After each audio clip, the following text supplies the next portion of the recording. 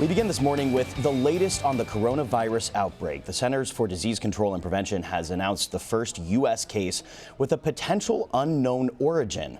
There are currently at least 60 confirmed coronavirus cases in the U.S. And last night, President Trump laid out how his administration will be responding to the growing threat. Elise Preston has been following this story. Elise, what did President Trump have to say? Well, Tom, the president is trying to downplay the risk for Americans. He's repeatedly said the U.S. has the best people to get a handle on the virus.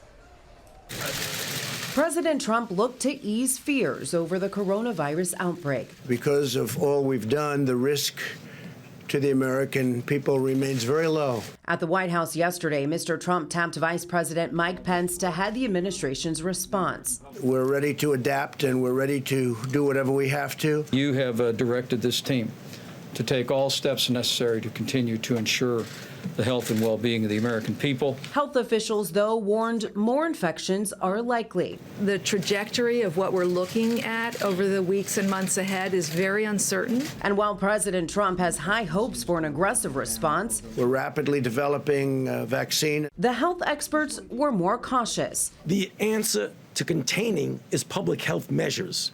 We can't rely on a vaccine over the next several months to a year. After the briefing, the CDC reported a new case in California may be the first in the U.S. not connected to foreign travel. It suggests that we don't know where they got it from, so the person who exposed them probably exposed others, so there's probably other cases out there in the community that we don't know about. Dr. Dean Bloomberg works at the University of California Davis Medical Center in Sacramento, where the patient is being treated. Screening for travel is probably not enough anymore, is it? Because we know that there's community transmission. Officials are trying to track down people who have been in contact with the patient.